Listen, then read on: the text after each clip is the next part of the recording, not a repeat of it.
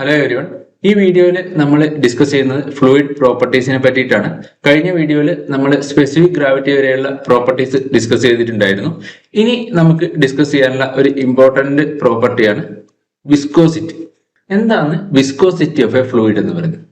Viscosity വളരെ important ആയിട്ടുള്ള ഒരു പ്രോപ്പർട്ടിയാണ്. അതിൽ നിന്ന് ഒരുപാട് ക്വസ്റ്റ്യൻസും വരും, ഒരുപാട് കാര്യങ്ങൾ അവിടെ മനസ്സിലാക്കാനുണ്ട്. ഓക്കെ, അപ്പോൾ വിസ്കോസിറ്റി എന്ന് പറയുന്നത് എന്താണ്? A measure of fluids resistance to flow. ഫ്ലൂയിഡിന്റെ ഫ്ലോന് എഗെയിൻസ്റ്റ് ആയിട്ടുള്ള ഒരു റെസിസ്റ്റൻസിന്റെ മെഷറിനെയാണ് നമ്മൾ എന്ത് പറയുന്നത്? വിസ്കോസിറ്റി എന്ന് പറയുന്നത്. എങ്ങനെ ഈ ഫ്ലൂയിഡ് ഫ്ലോന് റെസിസ്റ്റൻസ് ഉണ്ടാവും? ഇപ്പോ ഇതിന്റെ സിഗ്നിഫിക്കൻസ് എപ്പോഴാണ് വരുന്നത്? വിസ്കോസിറ്റിയുടെ സിഗ്നിഫിക്കൻസ് എപ്പോഴും ഓർത്ത് വെക്കേണ്ടത്, ഒരു മൂവിങ് ഫ്ലൂയിഡിൽ അല്ലെങ്കിൽ ഫ്ലോ ചെയ്യുന്ന ഒരു ഫ്ലൂയിഡിൽ മാത്രമേ വിസ്കോസിറ്റി വരുന്നുള്ളൂ. ഓക്കെ, അല്ലെ വിസ്കോസിറ്റിന്റെ സിഗ്നിഫിക്കൻസ് വരുന്നുള്ളൂ. ഇപ്പൊ നമ്മളൊരു സോളിഡ്സിന്റെ കേസിൽ പറയുകയാണെങ്കിൽ, ഒരു സോളിഡിന്റെ കേസ് പറയുകയാണെങ്കിൽ എപ്പോഴാണ് ഫ്രിക്ഷൻ പറയുന്നത്? അത് സ്റ്റഡി ആയിട്ട് ഒരു പോയിന്റിൽ നിൽക്കുമ്പോൾ നമ്മൾ ഫ്രിക്ഷൻ പറയും? ഇല്ല. അതെന്താണ്? അത് ഒരു പർട്ടിക്കുലർ സർഫസിന് മുകളിലൂടെ മൂവ് ചെയ്യുമ്പോഴാണ് എന്ത് ചെയ്യുന്നത്? ഫ്രിക്ഷണൽ ഫോഴ്സ് ആക്ഷനിൽ വരുന്നത്, അല്ലെ? അതുപോലെ തന്നെയാണ് എന്തിലും ഫ്ലൂയിഡിന്റെ കേസിലും. ഫ്ലൂയിഡിന്റെ വിസ്കോസിറ്റി എപ്പോഴാണ് സിഗ്നിഫിക്കൻസ് ആവുന്നത്? സിഗ്നിഫിക്കൻസ് ആവുന്നത് ഫ്ലൂയിഡ് മൂവ് ചെയ്യുമ്പോഴാണ്, അല്ലെങ്കിൽ ഒരു മൂവിങ് ഫ്ലൂയിഡിന്റെ കേസിലാണ്. അങ്ങനെ ഒരു മൂവിങ് ഫ്ലൂയിഡിന്റെ കേസിലുള്ള ഇന്റേണൽ ഫ്രിക്ഷൻ അല്ലെങ്കിൽ റെസിസ്റ്റൻസ് ടു ഫ്ലോനെയാണ് നമ്മൾ എന്ത് പറയുന്നത്? വിസ്കോസിറ്റി എന്ന് പറയുന്നത്. ഈ വിസ്കോസിറ്റി എങ്ങനെയൊക്കെ ഉണ്ടാകുന്നത്? ഇപ്പൊ നോക്കുക, നമുക്കറിയാം എല്ലാ ഫ്ലൂയിഡ്സും എന്താണ്? മോളിക്യൂൾസ് തമ്മിൽ ഇന്റർമോളിക്കുലർ ബോൺസ് ഉണ്ടാവും, അല്ലെ? മോളിക്യൂൾസ് തമ്മിൽ ഇന്റർമോളിക്കുലർ ബോൺസ് ഉണ്ടാവും. അപ്പോ ഒരു മോളിക്യൂള് മൂവ് ചെയ്യുമ്പോൾ നെക്സ്റ്റ് മോളിക്യൂൾ എന്ത് ചെയ്യും? അതിനെ റിവേഴ്സ് അല്ലെങ്കിൽ അതിനെ റെസിസ്റ്റ് ചെയ്യാൻ നോക്കും, അല്ലെ? അപ്പൊ അങ്ങനെയുള്ള ഒരു മോളിക്യൂൾ മൂവ് ചെയ്യാൻ ശ്രമിക്കുമ്പോൾ അതുമായിട്ട് ബോണ്ടിലുള്ള അല്ലെങ്കിൽ അതുമായിട്ട് കോണ്ടാക്റ്റിൽ വരുന്ന നെക്സ്റ്റ് മോളിക്യൂൾസ് എന്ത് ചെയ്യും? അതിനെ റെസിസ്റ്റ് ചെയ്യും. അങ്ങനെയുള്ള ഇന്റേണൽ ഫ്രിക്ഷൻ, മോളിക്യൂൾസ് തമ്മിലുള്ള ഇന്റേണൽ ഫ്രിക്ഷൻ കാരണം ഫ്ലൂയിഡ് ഫ്ലോയിനുണ്ടാവുന്ന റെസിസ്റ്റൻസിനെയാണ് എന്ത് പറയുന്നത്? വിസ്കോസിറ്റി എന്ന് പറയുന്നത്. അപ്പോൾ വിസ്കോസിറ്റി കൂടുതലാണ്, ഒരു ഫ്ലൂയിഡിന്റെ വിസ്കോസിറ്റി കൂടുതലാണ് എന്ന് പറഞ്ഞാൽ എന്താ അർത്ഥം? അത് അത്രമാത്രം റെസിസ്റ്റൻസ് ആണ്, ഫ്ലോന് അത്രമാത്രം റെസിസ്റ്റൻസ് ആണ് ആ ഫ്ലൂയിഡിന് ഉള്ളത്. ഓക്കെ, ഇപ്പൊ നമ്മളൊരു തേനും വാട്ടറും കമ്പയർ ചെയ്യുക, ഹണിയും വാട്ടറും കമ്പയർ ചെയ്യുമ്പോൾ വാട്ടർ എന്ത് ചെയ്യും? കുറച്ചും കൂടെ സ്പീഡിൽ ഫ്ലോ ചെയ്യും, അല്ലെ? അതേസമയം ഹണി എന്താണ്? കുറച്ച്, അല്ലെങ്കിൽ വാട്ടറിനെ കമ്പയർ ചെയ്യുമ്പോൾ പതുക്കെ മാത്രമേ ഫ്ലോ ചെയ്യുള്ളൂ. അപ്പോൾ എന്താണ് അതിന് കാരണം? ഹണീന്റെ വിസ്കോസിറ്റി എന്താണ്? തേന്റെ വിസ്കോസിറ്റി വാട്ടറിനെ കമ്പയർ ചെയ്യുമ്പോൾ കൂടുതലായതുകൊണ്ടാണ് അത് പതുക്കെ ഫ്ലോ ചെയ്യുന്നത്. ഓക്കെ, അപ്പൊ അത്രയും റെസിസ്റ്റൻസ് കൂടുതലാണ് അതിന്, അത്രയും വിസ്കോസിറ്റി കൂടുതലാണ്. അപ്പോ വിസ്കോസിറ്റി എന്ന് പറയുന്നത് എന്താണ്?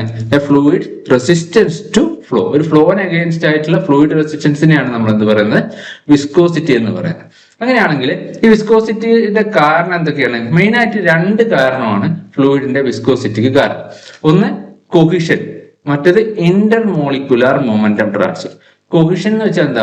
സെയിം മോളിക്യൂൾസ് തമ്മിലുള്ള അട്രാക്റ്റീവ് ഫോഴ്സിനെയാണ് നമ്മൾ കൊഹിഷൻ എന്ന് പറയുന്നത്. നമ്മൾ ഇനി അങ്ങോട്ട് വരുന്ന കേസിൽ പറയും.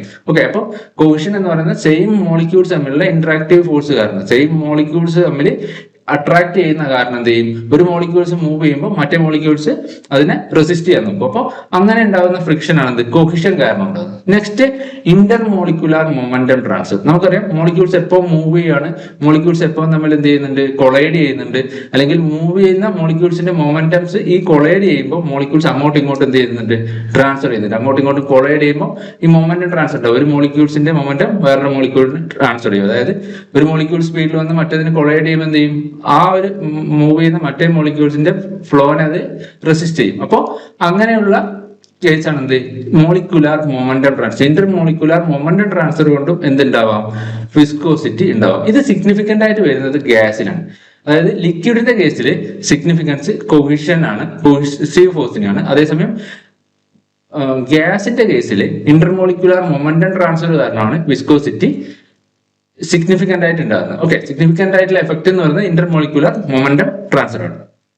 അത് വളരെ ഇമ്പോർട്ടന്റ് ആയിട്ടുള്ള ഒരു പോയിന്റ് ആണ്, അത് ഓർത്ത് വെക്കണം.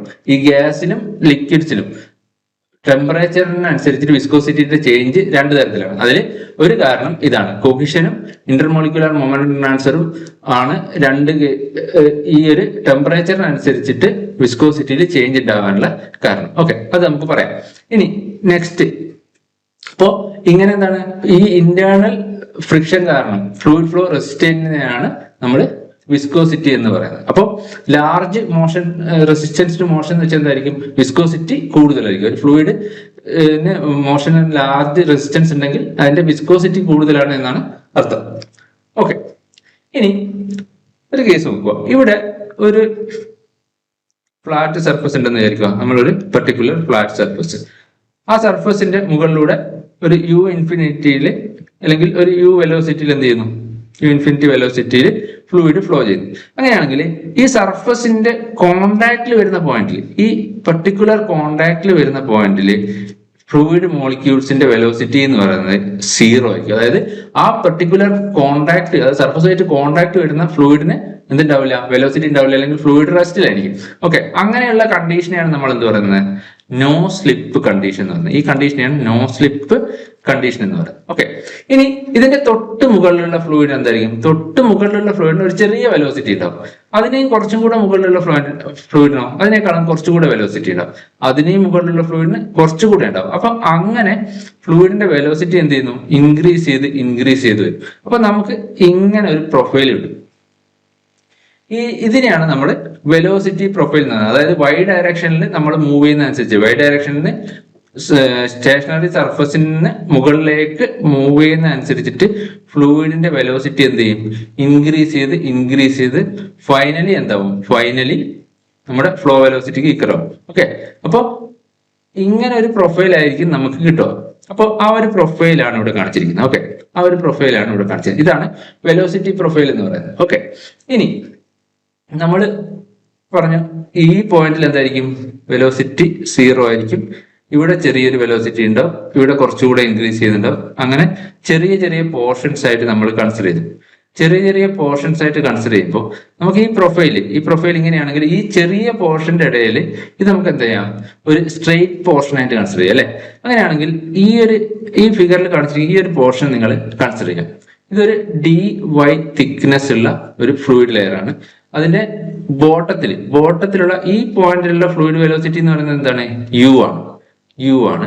അതിന്റെ തൊട്ട് മുകളിലുള്ള ലെയറിന്റെ വെലോസിറ്റി എന്ന് പറയുന്നത് യു പ്ലസ് ഡി ആണ്.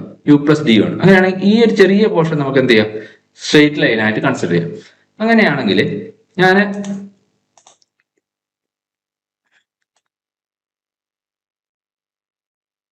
ഈ പോർഷൻ ഇങ്ങോട്ടേക്ക് അത് എൻലാർജ് ചെയ്ത് വരച്ചു കഴിഞ്ഞാൽ ഇങ്ങനെയായിരിക്കും കിട്ടാൻ പോകുന്നത്. ഇങ്ങനെ ഒരു പോർഷൻ ആയിരിക്കും കിട്ടാൻ പോകുന്നത്, അല്ലെ? അപ്പോൾ ഇവിടെ വെലോസിറ്റി എന്താണ്? ഇവിടെ യു ആണ്, ഇവിടെ യു പ്ലസ് ഡി യു ആണ്. അങ്ങനെയാണെങ്കിൽ നമുക്കറിയാം ഈ ഒരു ഡിസ്റ്റൻസ് എന്ന് പറയുന്നത് ഒരു ടി ടൈം കൊണ്ടാണ് ഈ ഒരു ഡിസ്റ്റൻസ് മൂവ് ചെയ്തെങ്കിൽ ഈ ഒരു ഡിസ്റ്റൻസ് എന്ന് പറയുന്നത് യു ഡി ടി ആയിരിക്കുമല്ലോ. ഈ ഒരു ഡിസ്റ്റൻസ് നമുക്കറിയാം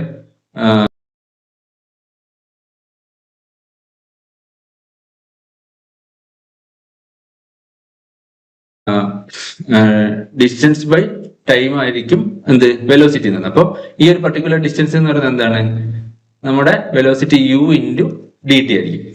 ഇനി അങ്ങനെയാണെങ്കിൽ ഇത്രയും കൂടുതൽ വെലോസിറ്റി ആണ് ടോപ്പ് ലെയറിനുള്ളത്.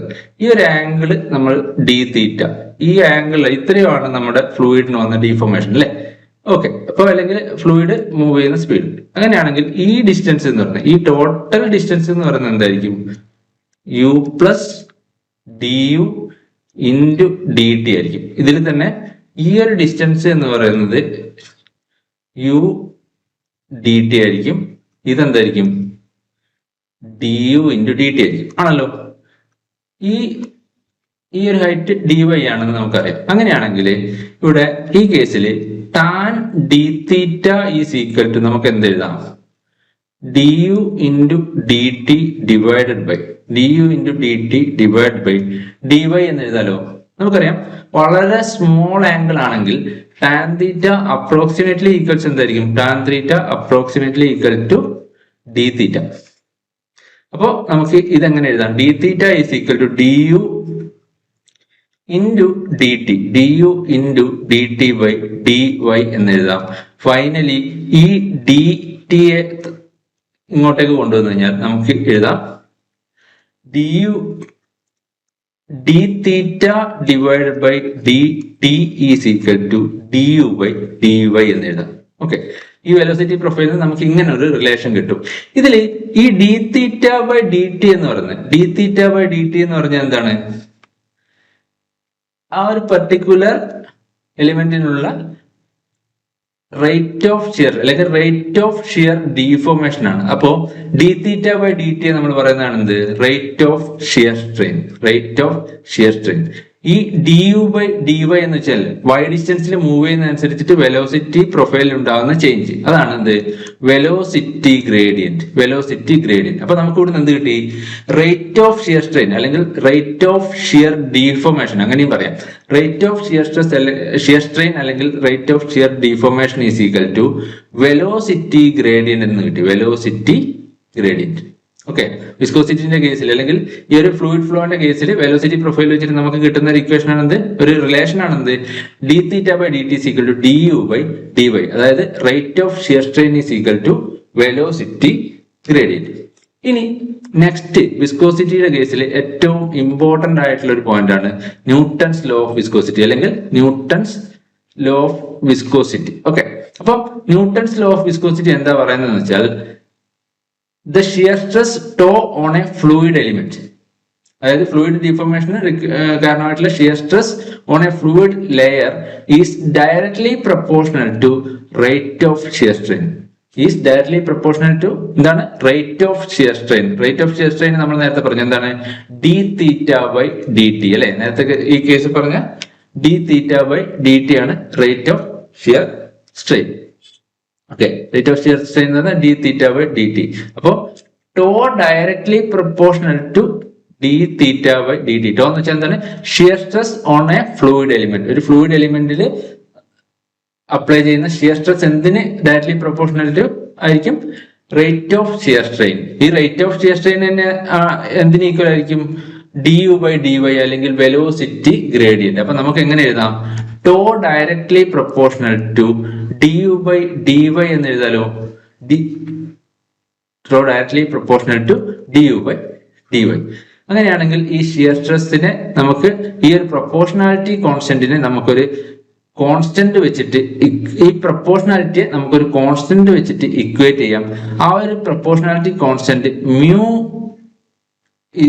മ്യൂ ആണ് ആ ഒരു പ്രൊപ്പോർഷണാലിറ്റി കോൺസ്റ്റന്റ്. അതായത് tau is equal to mu into D U by D Y എന്ന് എഴുതാം. നമുക്ക് ഈ റിലേഷൻ എങ്ങനെ എഴുതാം? Tau is equal to mu into D U by D Y. ഈ ഒരു പ്രൊപ്പോർഷണാലിറ്റി കോൺസ്റ്റന്റിനെയാണ് നമ്മൾ പറയുന്നത് കോയിഫിഷ്യന്റ് ഓഫ് വിസ്കോസിറ്റി അല്ലെങ്കിൽ കോയിഫിഷ്യന്റ് ഓഫ് ഡൈനാമിക് വിസ്കോസിറ്റി അല്ലെങ്കിൽ ആബ്സല്യൂട്ട് വിസ്കോസിറ്റി എന്ന് പറയുന്നതൊക്കെ എന്താണ്? ഈ ഒരു proportionality constant mu is equal to tau into D U by D Y. ഇതാണ് ഏറ്റവും വളരെ ഇമ്പോർട്ടന്റ് ആയിട്ടുള്ള ഒരു ലോ ആണ് വിസ്കോസിറ്റിയിൽ. Tau is equal to mu into D U by D y. അതായത് Newton's law of viscosity. Shear stress is equal to mu into velocity gradient. ഈ Newton's law of viscosity obey ചെയ്യുന്ന ഫ്ലൂയിഡിനെയാണ് നമ്മൾ Newtonian fluid എന്ന് പറയുന്നത്. അതായത് Newton's law of viscosity അതായത് rate of shear stress directly proportional to rate of shear strain, shear stress applied directly proportional to rate of shear strain ആയിട്ടുള്ള അല്ലെ ആ ഒരു ലോ ഫോളോ ചെയ്യുന്ന ഫ്ലൂയിഡ്സിനെയാണ് നമ്മൾ ന്യൂട്ടോണിയൻ ഫ്ലൂയിഡ് എന്ന് പറയുന്നത്. അപ്പോൾ നമ്മൾ പറഞ്ഞു എന്താണ്? Tau is equal to mu into D U by D Y. ഈ d U by D Y എന്ന് പറയുന്നത് നമുക്കറിയാം എന്താണ്? വെലോസിറ്റി ഗ്രേഡിയന്റ് ആണ്. അപ്പോൾ ഈ മ്യൂ എന്നുള്ള പ്രൊപ്പോർഷണാലിറ്റി കോൺസ്റ്റന്റിനെയാണ് നമ്മൾ coefficient of dynamic viscosity, coefficient of absolute viscosity എന്നൊക്കെ പറയുന്നത്. അല്ലെങ്കിൽ ജനറലി വിസ്കോസിറ്റി എന്ന് പറഞ്ഞു കഴിഞ്ഞാൽ ഈ മ്യൂ ആണ് നമ്മൾ അർത്ഥമാക്കുന്നത്. ജനറലി വിസ്കോസിറ്റി എന്ന് പറയുമ്പോൾ എന്താണ്? ഈ മ്യൂ ആണ്. ഓക്കെ, അപ്പോൾ വളരെ ഇമ്പോർട്ടന്റ് ആയിട്ടുള്ള ഒരു ലോ ആണ് Newton's law of viscosity. Newton's law of viscosity എന്താ പറയുന്നത്? Shear stress on a fluid layer is directly proportional to rate of shear strain അല്ലെങ്കിൽ വെലോസിറ്റി ഗ്രേഡിയന്റ്. അപ്പോൾ നമുക്ക് അതിനെ ഒരു പ്രൊപ്പോർഷണാലിറ്റി കോൺസ്റ്റന്റ് വെച്ച് ഇക്വേറ്റ് ചെയ്യുന്നു. Tau is equal to mu into D U by D Y. ഈ പ്രൊപ്പോർഷണാലിറ്റി കോൺസ്റ്റന്റിനെ നമ്മൾ കോയിഫിഷ്യന്റ് ഓഫ് വിസ്കോസിറ്റി അല്ലെങ്കിൽ ഡൈനാമിക് വിസ്കോസിറ്റി അല്ലെങ്കിൽ ആബ്സല്യൂട്ട് വിസ്കോസിറ്റി എന്നൊക്കെ പറയുന്നത്. ഓക്കെ, ഇനി ഇവിടെ നമ്മൾ പറഞ്ഞു tau is equal to mu into D U by D Y. അങ്ങനെയാണെങ്കിൽ നമുക്ക് എന്ത് എഴുതാം? Mu is equal to tau into d theta by D t. അതായത് tau is equal to mu into d theta by D t. Okay, അപ്പോൾ mu is equal to tau into d theta by mu is equal to tau divided by d theta by D t. Tau divided by d theta by D T. അപ്പോ എന്ന് വെച്ചാൽ എന്താ ഉദ്ദേശിക്കുന്നത്? Mu is equal to, അതായത് absolute viscosity അല്ലെങ്കിൽ viscosity is inversely proportional to angular deformation. Angular deformation, ഒരു particular shear stress apply ചെയ്യുമ്പോൾ angular deformation കൂടുതൽ ഉണ്ടാവുന്നുണ്ടെങ്കിൽ അതിന്റെ അർത്ഥം എന്താണ്? വിസ്കോസിറ്റി കുറവാണ്. അപ്പോൾ viscosity is inversely proportional to angular deformation. ഇതാണ് angular deformation, d theta by D t, അല്ലെങ്കിൽ റേറ്റ് ഓഫ് ഷിയർ സ്ട്രെയിൻ. ആ റേറ്റ് ഓഫ് ഷിയർ സ്ട്രെയിന് ഇൻവേഴ്സ്ലി പ്രൊപ്പോർഷണൽ ആണെന്ത്? ഒരു ഫ്ലൂയിഡിന്റെ വിസ്കോസിറ്റി എന്ന് പറയുന്നത്. അല്ലെങ്കിൽ ഈ വിസ്കോസിറ്റിനെ നമുക്ക് എങ്ങനെയും കൂടി ഡിഫൈൻ ചെയ്യാം. ഒരു യൂണിറ്റ് ആംഗുലാർ ഡീഫോർമേഷൻ ഉണ്ടാക്കാൻ റിക്വയർഡ് ആയിട്ടുള്ള ഷിയർ സ്ട്രെസ്സിനെയാണ് നമ്മൾ എന്ത് പറയുന്നത്? വിസ്കോസിറ്റി എന്ന് പറയുന്നത്. ഓക്കെ, അപ്പോൾ viscosity is inversely proportional to angular deformation. അതും കൂടെ ഇമ്പോർട്ടന്റ് ആയിട്ട് ഓർത്ത് വെക്കാം. ഇനി നെക്സ്റ്റ് ഇമ്പോർട്ടന്റ് ആയിട്ട് വരുന്നത് വിസ്കോസിറ്റിയുടെ യൂണിറ്റ് ആണ്. വളരെ ഇമ്പോർട്ടന്റ് ആണ്. ഒരുപാട് ക്വസ്റ്റ്യൻ പേപ്പറിൽ വിസ്കോസിറ്റിയുടെ യൂണിറ്റ് ചോദിക്കും, അതിന്റെ കൺവേർഷൻസ് ചോദിക്കും. ഓക്കെ, അപ്പൊ വിസ്കോസിറ്റിയുടെ യൂണിറ്റ് SI യൂണിറ്റ് എന്ന് പറയുന്നത് newton second per metre square ആണ്. Newton second per metre square. ഈ ന്യൂട്ടൺ സെക്കൻഡ് പെർ മീറ്റർ സ്ക്വയറിനെ നമുക്ക് എന്ത് എഴുതാം? ന്യൂട്ടൺ പെർ മീറ്റർ സ്ക്വയർ എന്ന് വെച്ചാൽ എന്താണ്? പ്രഷറിന്റെ യൂണിറ്റ് ആണ്, അതായത് പാസ്കൽ. ഓക്കെ, അപ്പോ വിസ്കോസിറ്റിനെ നമുക്ക് എങ്ങനെയും കൂടി എഴുതാം? പാസ്കൽ സെക്കൻഡ് എന്നും കൂടി എഴുതാം. പാസ്കൽ സെക്കൻഡ് എന്നും കൂടി എഴുതാം.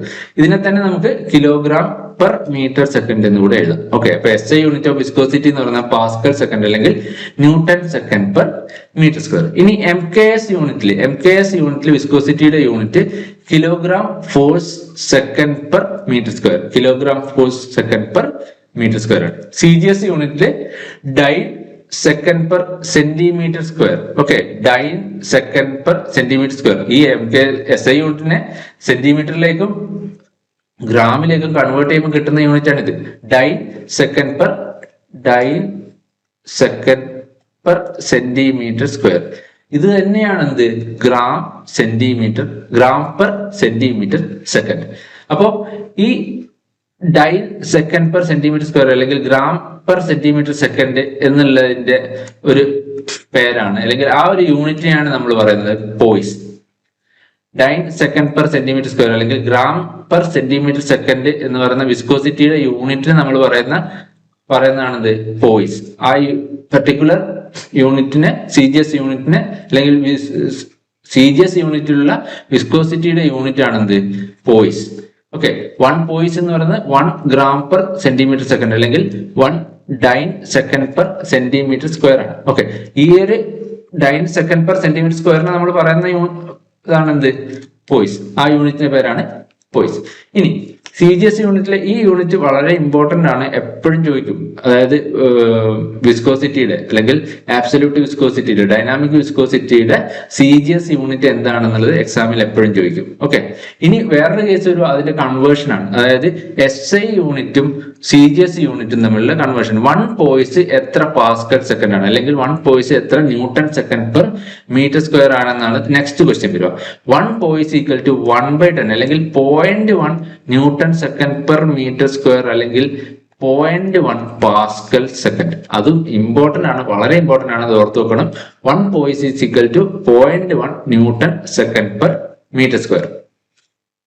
ഇനി നെക്സ്റ്റ് കുറച്ച് ഇമ്പോർട്ടന്റ് ആയിട്ടുള്ള ഫ്ലൂയിഡ്സിന്റെ, അതായത് വാട്ടറിന്റെ എയറിന്റെ ഒക്കെ വിസ്കോസിറ്റി എത്രയാണെന്ന് നമ്മൾ ഓർത്ത് വെക്കണം. അത് എപ്പോഴും ക്വസ്റ്റ്യൻ പേപ്പറിൽ ഉണ്ടാവുന്നില്ല, അല്ലെങ്കിൽ അത് എത്രയാണെന്ന് ചോദിച്ചിട്ടുള്ള ക്വസ്റ്റ്യൻസ് ഉണ്ടാവാം. ഓക്കെ, അപ്പോ വാട്ടറിന്റെ viscosity at 20 degree Celsius, 20 degree സെൽഷ്യസിൽ വാട്ടറിന്റെ വിസ്കോസിറ്റി എന്ന് പറയുന്നത് 0.001 പാസ്കൽ സെക്കൻഡ് ആണ്. 0.001 പാസ്കൽ സെക്കൻഡ് അല്ലെങ്കിൽ 0.01 പോയിസ് അല്ലെങ്കിൽ 1 സെന്റി പോയിസ്. ഞാൻ 3 പേരിലും പറയാം. ഓക്കെ, അപ്പൊ ഇതിൽ ഏതെങ്കിലും തരത്തിലായിരിക്കും ചോദിക്കുന്നത്.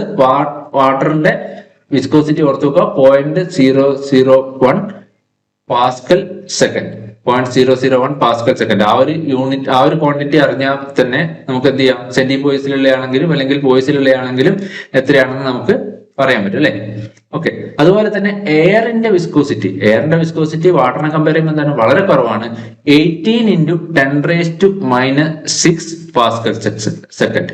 18 × 10⁻⁶ പാസ്കൽ സെക്കൻഡ് ആണ് എയറിന്റെ വിസ്കോസിറ്റി. വേറൊരു കാര്യം കൂടെ ഓർത്ത് വെക്കണം, വാട്ടറിന്റെ viscosity is equal to 55.55 times viscosity of air. എയറിന്റെ വിസ്കോസിറ്റിയുടെ 55.55 ടൈംസ് ആണ് എന്ത് വാട്ടറിന്റെ വിസ്കോസിറ്റി എന്നുള്ളത്. ഇതും ചിലപ്പോഴൊക്കെ ചോദിക്കാം.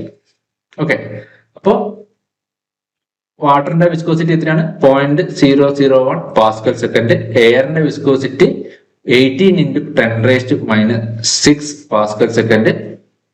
വാട്ടറിന്റെ വിസ്കോസിറ്റി എന്ന് പറയുന്നത് 55.55 ടൈംസ് വിസ്കോസിറ്റി ഓഫ് എയർ. ഇനി നെക്സ്റ്റ് വരുന്ന പ്രോപ്പർട്ടിയാണ് കൈനമാറ്റിക് വിസ്കോസിറ്റി. നമ്മൾ നേരത്തെ പറഞ്ഞ എന്താണ്? Dynamic viscosity. ഇനി വരുന്ന നെക്സ്റ്റ് ടേം ആണ് കൈനമാറ്റിക് വിസ്കോസിറ്റി. എന്താ കൈനമാറ്റിക് വിസ്കോസിറ്റി എന്ന് വെച്ചാൽ ratio between dynamic viscosity and density of fluid. Dynamic viscosity, അതായത് mu divided by density of ഫ്ലൂയിഡിനെയാണ് നമ്മൾ എന്ത് പറയുന്നത്? കൈനമാറ്റിക് വിസ്കോസിറ്റി എന്ന് പറയുന്നത്. നമ്മൾ ഡൈനാമിക് വിസ്കോസിറ്റി അല്ലെങ്കിൽ മ്യൂവിന്റെ കേസിൽ അതും ഡെൻസിറ്റി ഓഫ് ഫ്ലൂയിഡ് തമ്മിൽ ഡയറക്റ്റ് റിലേഷൻ ഒന്നുമില്ല. അതായത് ഡെൻസിറ്റി ഓഫ് വിസ്കോസിറ്റി ഡെൻസിറ്റിനെ ഡിപ്പെൻഡ് ചെയ്തില്ല. പക്ഷെ കൈനമാറ്റിക് വിസ്കോസിറ്റിയുടെ കേസിൽ അങ്ങനെയല്ല. കൈനമാറ്റിക് വിസ്കോസിറ്റി എന്ന് പറയുന്നത് തന്നെ എന്താണ്? Dynamic viscosity divided by density of fluid. അതായത് ന്യൂ എന്നുള്ള ഗ്രീക്ക് സിമ്പിൾ വെച്ചിട്ടാണ് നമുക്ക് റെപ്രസെന്റ് ചെയ്യുന്നത്. ന്യൂ ഈസ് ഈക്വൽ ടു μ/ρ ആണ് കൈനമാറ്റിക് വിസ്കോസിറ്റി. ഈ കൈനമാറ്റിക് വിസ്കോസിറ്റിയുടെ SI യൂണിറ്റ് നോക്കിക്കഴിഞ്ഞ് കഴിഞ്ഞാൽ metre square per second. Okay, അതായത് മ്യൂയുടെ യൂണിറ്റും ഡെൻസിറ്റിയുടെ യൂണിറ്റും കൊടുത്തു കഴിഞ്ഞാൽ നമുക്ക് ഫൈനലി കിട്ടുന്നത് എന്താണ്? Metre square per second. ഇത് തന്നെ വേറൊരു പ്രോപ്പർട്ടീസിന്റെയും കൂടെ യൂണിറ്റ് ആണ്. അതായത് വേറൊരു കാര്യത്തിന്റെയും കൂടി യൂണിറ്റ് ആണ് മൊമെന്റം ഡിഫ്യൂസിവിറ്റി. അവിടെയാണ് ഇതിന്റെ സിഗ്നിഫിക്കൻസ്. അതായത് കൈനമാറ്റിക് വിസ്കോസിറ്റി എന്ന് പറയുന്നത് ആ ഒരു ഫ്ലൂയിഡിന്റെ മൊമെന്റം ഡിഫ്യൂസിവിറ്റി അല്ലെങ്കിൽ അത് മൊമെന്റം ട്രാൻസ്ഫർ ചെയ്യാനുള്ള എബിലിറ്റീനെ ഇൻഡിക്കേറ്റ് ചെയ്യുന്ന പ്രോപ്പർട്ടിയാണിത് കൈനമാറ്റിക് വിസ്കോസിറ്റി. ഇപ്പൊ നമ്മളൊരു ഫ്ലൂയിഡിൽ അല്ലെങ്കിൽ ഒരു വെള്ളത്തിലേക്ക് ഒരു കല്ലെടുത്തിട്ട് കഴിഞ്ഞാൽ അതിൽ ഓളം ഉണ്ടാവും അല്ലെ. ആ മൊമെന്റം ഇങ്ങനെ ഡിഫ്യൂസ് ചെയ്തുകൊണ്ടിരിക്കും. അതേസമയം നമ്മളൊരു ക്ലേ അല്ലെങ്കിൽ ഒരു ചതുപ്പിലാണ് എറിയുന്നതെങ്കിലോ അത്ര അധികം ഡിഫ്യൂസിറ്റി ഉണ്ടാവില്ല അല്ലെ. ഓക്കെ, അപ്പൊ ആ ഒരു എമൗണ്ടിന്റെ മെഷർ അല്ലെങ്കിൽ ആ ഒരു പ്രോപ്പർട്ടിനെയാണ് നമ്മൾ എന്ത് പറയുന്നത്? Kinematic viscosity. അതായത് dynamic viscosity divide by density എന്ന് പറയുന്ന പ്രോപ്പർട്ടിയാണ് കൈനമാറ്റിക് വിസ്കോസിറ്റി. കൈനമാറ്റിക് വിസ്കോസിറ്റി ഫ്ലൂയിഡിന്റെ ഡെൻസിറ്റി ആയിട്ട് ഡിപ്പെൻഡന്റ് ആണ്. അതേസമയം ഡൈനാമിക് വിസ്കോസിറ്റി അല്ലെങ്കിൽ മ്യൂ എന്തല്ല ഡെൻസിറ്റിയുമായിട്ട് റിലേഷൻ ഒന്നുമില്ല. ഇനി ഇതിന്റെ ഏറ്റവും ഇമ്പോർട്ടന്റ് ആയിട്ട് എപ്പോഴും ചോദിക്കുന്ന ഒരു ക്വസ്റ്റ്യൻ ആണ് കൈനമാറ്റിക് വിസ്കോസിറ്റിന്റെ യൂണിറ്റ് അല്ലെങ്കിൽ CGS യൂണിറ്റ്. കൈനമാറ്റിക് വിസ്കോസിറ്റിന്റെ CGS യൂണിറ്റ് ആണ് സ്റ്റോക്ക് ആണ് കൈനമാറ്റിക് വിസ്കോസിറ്റിയുടെ CGS unit. SI unit metre square per second. Okay, അപ്പൊ 1 stoke is equal to 1 centimetre square per second അല്ലെങ്കിൽ 10⁻⁻⁴ മീറ്റർ സ്ക്വയർ പെർ സെക്കൻഡ്. ഇത് വളരെ ഇമ്പോർട്ടന്റ് ആയിട്ടുള്ള റിലേഷൻ ആണ്, ഓർത്ത് നോക്കണം. 1 stoke is equal to 10⁻⁻⁴ metre square per second. Okay, അപ്പോ നമ്മൾ നേരത്തെ പറഞ്ഞു absolute viscosity dynamic viscosity of air is very less than dynamic viscosity of വാട്ടറിന്റെ വിസ്കോസിറ്റി കമ്പയർ ചെയ്യുമ്പോൾ എയറിന്റെ വിസ്കോസിറ്റി എന്താണ്? വളരെയധികം കുറവാണ് അല്ലെ. പക്ഷെ ഇവിടെ കൈനമാറ്റിക് വിസ്കോസിറ്റി ഓഫ് എയർ എന്ന് പറയുന്നത് കൈനമാറ്റിക് വിസ്കോസിറ്റി ഓഫ് വാട്ടറിനേക്കാൾ കൂടുതലാണ്. Kinematic viscosity of air is greater than kinematic viscosity of water. എന്താ കാരണം? ഇവിടെ ഈ കൈനമാറ്റിക് വിസ്കോസിറ്റിയിൽ ഇവിടെ ഒരു ടേം നിങ്ങൾ കാണുന്നില്ലേ? Mu divide by rho. ഈ ഡെൻസിറ്റി ഓഫ് എയർ എന്ന് പറയുന്നത്, അതായത് നമ്മുടെ ഡിനോമിനേറ്ററിൽ വരുന്ന ക്വാണ്ടിറ്റി, എയറിന്റെ ഡെൻസിറ്റി എന്ന് പറഞ്ഞാൽ എന്താണ്? വാട്ടറിനെ കമ്പയർ ചെയ്യുമ്പോൾ വളരെ കുറവാണ് എയറിന്റെ ഡെൻസിറ്റി. അതുകൊണ്ട് തന്നെ എയറിന്റെ കൈനമാറ്റിക് വിസ്കോസിറ്റി, എയറിന്റെ μ/ρ എന്നുള്ള ക്വാണ്ടിറ്റി വരുമ്പോൾ എയറിന്റെ കൈനമാറ്റിക് വിസ്കോസിറ്റി എപ്പോഴും വാട്ടറിന്റെ കൈനമാറ്റിക് വിസ്കോസിറ്റിനേക്കാൾ കൂടുതലാണ്. എയറിന്റെ കൈനമാറ്റിക് വിസ്കോസിറ്റി. അതേസമയം എയറിന്റെ വിസ്കോസിറ്റി അല്ലെങ്കിൽ ഡൈനാമിക് വിസ്കോസിറ്റി എന്താണ്? വാട്ടറിന്റെ ഡൈനാമിക് വിസ്കോസിറ്റിയുടെ വിസ്കോസിറ്റിയേക്കാൾ വളരെ കുറവാണ്. വാട്ടറിന്റെ ഡൈനാമിക് വിസ്കോസിറ്റി എന്ന് പറയുന്നത് 55.55 ടൈംസ് എയറിന്റെ ഡൈനാമിക് വിസ്കോസിറ്റിയാണ്. ഓക്കെ, അതേസമയം കൈനമാറ്റിക് വിസ്കോസിറ്റി ഏതിനാണ് കൂടുതൽ? എയറിനാണ് കൈനമാറ്റിക് വിസ്കോസിറ്റി കൂടുതൽ. ഇനി എപ്പോഴും ക്വസ്റ്റ്യനിൽ വരുന്ന വളരെ ഇമ്പോർട്ടന്റ് ആയിട്ടുള്ള മറ്റൊരു കാര്യം, variation of viscosity with temperature. അതായത് ടെമ്പറേച്ചറിന് കറസ്പോണ്ടിങ് ആയിട്ട് വിസ്കോസിറ്റിയിൽ ഉണ്ടാകുന്ന വേരിയേഷൻ. നമ്മൾ നേരത്തെ പറഞ്ഞിട്ടുണ്ടായിരുന്നു, ലിക്വിഡിലും ഗ്യാസിലും ടെമ്പറേച്ചറിന് കറസ്പോണ്ടിങ് ആയിട്ട് വിസ്കോസിറ്റിയിൽ ഉണ്ടാകുന്ന വേരിയേഷൻ എൻറ്റയർലി ഡിഫറെന്റ് ആണ്. ഓക്കെ, ലിക്വിഡില് ടെമ്പറേച്ചർ ഇൻക്രീസ് ചെയ്യുമ്പോൾ വിസ്കോസിറ്റി ഡിക്രീസ് ചെയ്യുകയാണ് ചെയ്യുക. ടെമ്പറേച്ചർ ഇൻക്രീസ് ചെയ്യുമ്പോൾ വിസ്കോസിറ്റി എന്താ ചെയ്യുക? ഡിക്രീസ് ചെയ്യും. അതേസമയം എയറിന്റെ കേസിൽ, അതല്ലെങ്കിൽ ഗ്യാസിന്റെ കേസിൽ ടെമ്പറേച്ചർ ഇൻക്രീസ് ചെയ്യുമ്പോൾ വിസ്കോസിറ്റി ഇൻക്രീസ് ചെയ്യാണ് ചെയ്യുക. ലിക്വിഡിന്റെ കേസിൽ എപ്പോഴും ടെമ്പറേച്ചർ ഇൻക്രീസ് ചെയ്യുമ്പോൾ വിസ്കോസിറ്റി ഡിക്രീസ് ചെയ്യും. എയറിന്റെ അല്ലെങ്കിൽ ഗ്യാസിന്റെ കേസിൽ ടെമ്പറേച്ചർ ഇൻക്രീസ് ചെയ്യുമ്പോൾ വിസ്കോസിറ്റി ഇൻക്രീസ് ചെയ്യും. എന്തുകൊണ്ടാണ് ഇങ്ങനെ സംഭവിക്കുന്നത്? എന്തുകൊണ്ടാണ് ലിക്വിഡിൽ ടെമ്പറേച്ചർ ഇൻക്രീസ് ചെയ്യുമ്പോൾ വിസ്കോസിറ്റി ഡിക്രീസ് ചെയ്യുന്നതും ഗ്യാസിൽ ടെമ്പറേച്ചർ ഇൻക്രീസ് ചെയ്യുമ്പോൾ വിസ്കോസിറ്റി ഇൻക്രീസ് ചെയ്യുന്നതും? അതിന്റെ കാരണം എന്ന് പറഞ്ഞാൽ, നമ്മൾ നേരത്തെ വിസ്കോസിറ്റി എന്തുകൊണ്ടാണ് എന്ന് പറഞ്ഞില്ലേ, അതായത് കൊഹിഷനും ഇന്റർമോളിക്കുലർ മൊമെന്റം ട്രാൻസ്ഫറും ആണ് വിസ്കോസിറ്റി ഉണ്ടാവാനുള്ള കാരണം. ഓക്കെ, അപ്പോ ഈ രണ്ട് കാരണം കൊണ്ടാണ്, ഈ റീസൺ കൊണ്ടാണ് ലിക്വിഡിലും എയറിലും ടെമ്പറേച്ചറിനനുസരിച്ചിട്ട് വിസ്കോസിറ്റിയുടെ ചേഞ്ച് ഡിഫറെന്റ് ആയത്. അതായത് ലിക്വിഡിന്റെ കേസിൽ പ്രിഡോമിനന്റ് ഫോഴ്സ് അല്ലെങ്കിൽ പ്രിഡോമിനന്റ് ഫാക്ടർ എന്ന് പറയുന്നത്, വിസ്കോസിറ്റിക്ക് കാരണമായിട്ടുള്ള പ്രിഡോമിനന്റ് ഫാക്ടർ എന്ന് പറയുന്നത് കൊഹിസീവ് ഫോഴ്സ് ആണ്. ഈ ഇന്റർമോളിക്കുലർ മൊമെന്റം ട്രാൻസ്ഫറിനേക്കാളും പ്രിഡോമിനന്റ് ആയിട്ടുള്ള ഫാക്ടർ എന്ന് പറയുന്നത് ലിക്വിഡിന്റെ കേസിൽ. അപ്പോൾ കൊഹിസീവ് ഫോഴ്സ് എന്ന് വെച്ചാൽ എന്താണ്? ഡിഫറെന്റ് മോളിക്യൂൾസ് തമ്മിലുള്ള അട്രാക്റ്റീവ് ഫോഴ്സ്. ഇങ്ങനെ ഡിഫറെന്റ് മോളിക്യൂൾസ് പരസ്പരം എന്ത് ചെയ്യുന്നുണ്ടാവും? അട്രാക്ട് ചെയ്ത് നിൽക്കുന്നുണ്ടാവും. അതുകൊണ്ടാണ് ലിക്വിഡിൽ എന്ത് ചെയ്യുന്നത്? വിസ്കോസിറ്റി ഉണ്ടാകുന്നത്. വിസ്കോസിറ്റി ഇതാണ് പ്രിഡോമിനന്റ്. ഇനി ടെമ്പറേച്ചർ ഇൻക്രീസ് ചെയ്യുമ്പോൾ ഇവിടെ നമ്മൾ എനർജി കൊടുക്കുമ്പോൾ എന്ത് സംഭവിക്കും? ഈ എനർജി അബ്സോർബ് ചെയ്തിട്ട് ഈ മോളിക്യൂൾസ് എല്ലാം ദൂരത്തേക്ക് മാറും, അല്ലെ? മോളിക്യൂൾസ് എല്ലാം ദൂരോട്ടേക്ക് മാറും. മോളിക്യൂൾസ് എല്ലാം ഡിസ്റ്റൻസിൽ വരുമ്പോഴത്തേക്കും എന്ത് സംഭവിക്കും? ഈ കൊഹിസീവ് ഫോഴ്സ് കുറയും. മോളിക്യൂൾസ് തമ്മിലുള്ള കൊഹിസീവ് ഫോഴ്സ് കുറയും, സ്വാഭാവികമായിട്ട് വിസ്കോസിറ്റി കുറയും. അപ്പോൾ അതുകൊണ്ടാണ് ടെമ്പറേച്ചർ ഇൻക്രീസ് ചെയ്യുമ്പോൾ ലിക്വിഡിൽ എന്ത് ചെയ്യുന്നത്? ലിക്വിഡില് വിസ്കോസിറ്റി ഡിക്രീസ് ചെയ്യുന്നത്. ഈ ഒരു കർവ് നോക്കുക, വിസ്കോസിറ്റി എന്താ ചെയ്യുക? ഡിക്രീസ് ചെയ്യാണ് ചെയ്യുക. ടെമ്പറേച്ചർ ഇൻക്രീസ് ചെയ്യുമ്പോൾ ലിക്വിഡിൽ വിസ്കോസിറ്റി ഡിക്രീസ് ചെയ്യും. ഇനി ഗ്യാസിന്റെ കേസിലാണെങ്കിൽ നേരെ തിരിച്ചാണ്. ഗ്യാസിന്റെ കേസിൽ കോസീവ് ഫോഴ്സിനേക്കാളും പ്രിഡോമിനന്റ് ഫാക്ടർ എന്ന് പറയുന്നത് മോളിക്കുലാർ മൊമെന്റം ട്രാൻസ്ഫർ ആണ്. അതായത് ഗ്യാസിന്റെ കേസിൽ ഇപ്പൊ ഒരു കണ്ടെയ്നറിലുള്ള ഗ്യാസ് മോളിക്യൂൾസ് ആണെന്ന് വിചാരിക്കും, ഗ്യാസ് മോളിക്യൂൾസ് ആണ്.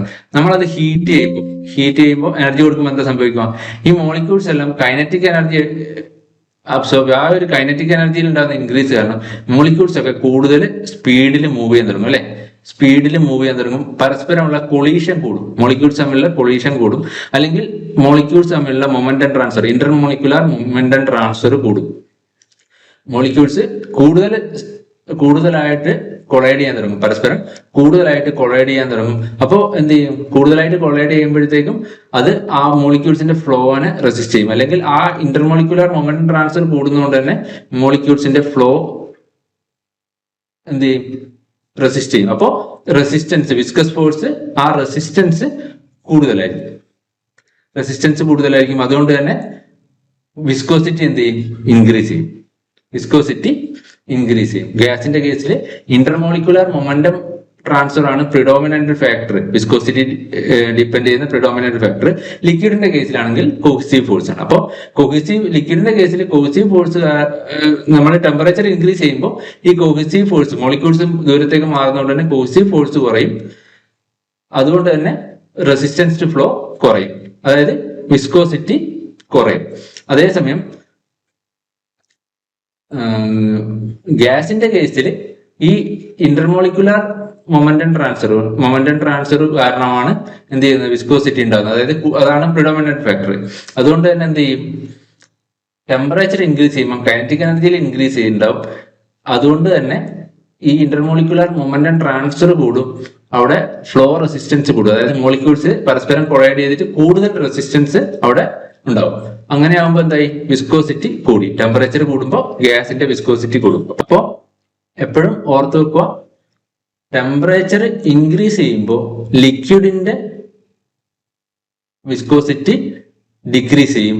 അതുപോലെ തന്നെ ടെമ്പറേച്ചർ ഇൻക്രീസ് ചെയ്യുമ്പോൾ ഗ്യാസിന്റെ വിസ്കോസിറ്റി ഇൻക്രീസ് ചെയ്യും. ഓക്കെ, ലിക്വിഡിലെ വിസ്കോസിറ്റി ഡിക്രീസ് ചെയ്യാണ് ചെയ്യുക ടെമ്പറേച്ചറിനനുസരിച്ചിട്ട്, ഗ്യാസിൽ ടെമ്പറേച്ചറിനനുസരിച്ച് വിസ്കോസിറ്റി ഇൻക്രീസ് ചെയ്യാണ് ചെയ്യുക. ടെമ്പറേച്ചർ ഇൻക്രീസ് ചെയ്യുന്നതനുസരിച്ച് വിസ്കോസിറ്റി ഇൻക്രീസ് ചെയ്യും. ഇനി ഗ്യാസിന്റെ കേസിൽ absolute viscosity is directly proportional to √2 times temperature. Okay, √2 times temperature. അതായത് mu directly proportional to √T ആയിരിക്കും എന്തിന്റെ കേസിൽ, ഗ്യാസിന്റെ കേസിൽ. അതുപോലെ തന്നെ kinematic viscosity is directly proportional to T⁻3/2. Kinematic viscosity is directly proportional to T⁻3/2. ഈ റിലേഷൻ കൂടെ നമ്മൾ ഓർത്ത് വെക്കണം. Absolute viscosity is directly proportional to √T. Kinematic viscosity is directly proportional to T⁻3/2. ഇനി ഞാൻ നേരത്തെ പറഞ്ഞു, viscosity has no connection with density. ഡെൻസിറ്റിയും വിസ്കോസിറ്റിയും തമ്മിൽ കണക്ഷൻ ഒന്നുമില്ല, അല്ലെങ്കിൽ ഡെൻസിറ്റി വിസ്കോസിറ്റിനെ ഡിസൈഡ് ചെയ്യുന്ന ഒരു ഫാക്ടർ അല്ല. ഇവിടെ നോക്കുക, ഈ ഒരു എക്സാമ്പിൾ, ഈ 2 എക്സാമ്പിളും കൂടി നോക്കിയാൽ തന്നെ നമുക്കത് മനസ്സിലാവും. ഇവിടെ നമുക്കറിയാം മെർക്കുറിയുടെ ഡെൻസിറ്റി ഗ്ലിസറിന്റെ ഡെൻസിറ്റിനേക്കാൾ കൂടുതലാണ്. ഗ്ലിസറിന്റെ ഡെൻസിറ്റി വാട്ടറിന്റെ ഡെൻസിറ്റിനേക്കാളും കൂടുതലാണ്. വാട്ടറിൻ്റെത് ഓയിലിനേക്കാളും കൂടുതലാണ്. ഓയിലിൻ്റെത് എയറിനേക്കാളും കൂടുതലാണ്. ഓക്കെ, അപ്പോ അതേ സമയം, അതായത് ഡെൻസിറ്റിയുടെ ഡിക്രീസിങ് ലൈൻ എന്ന് പറയുന്നത് ഇങ്ങനെയാണെങ്കിൽ, അതായത് Hg, glycerine, water, oil and air. അതേസമയം അതിന്റെ വിസ്കോസിറ്റിയുടെ റിലേഷൻ നോക്കുക. Viscosity of glycerine greater than viscosity of oil. Viscosity of oil greater than viscosity of mercury. Viscosity of mercury greater than viscosity of water. Viscosity of water greater than viscosity of air. ഇത് രണ്ടും തമ്മിൽ എന്തില്ല, ഒരു റിലേഷനും ഇല്ല, അല്ലെ? അപ്പോ viscosity എന്തിനെ depend ചെയ്യുന്നില്ല? വിസ്കോസിറ്റി ഡെൻസിറ്റിനെ ഡിപ്പെൻഡ് ചെയ്യുന്ന ഒരു ഫാക്ടർ അല്ല. അപ്പോൾ ഈ വീഡിയോയിൽ നമ്മൾ വിസ്കോസിറ്റിയും അതുമായിട്ട് റിലേറ്റഡ് ആയിട്ടുള്ള ഇമ്പോർട്ടന്റ് പോയിന്റ്സ് ആണ് ഡിസ്കസ് ചെയ്തത്. ഇത്രയും കാര്യങ്ങൾ കൃത്യമായിട്ട് പഠിക്കുക. ബാക്കി ഫ്ലൂയിഡ് പ്രോപ്പർട്ടീസിന്റെ റിമൈനിങ് പോർഷൻസ് നമ്മൾ നെക്സ്റ്റ് വീഡിയോയിൽ ഡിസ്കസ് ചെയ്യും. Thank you.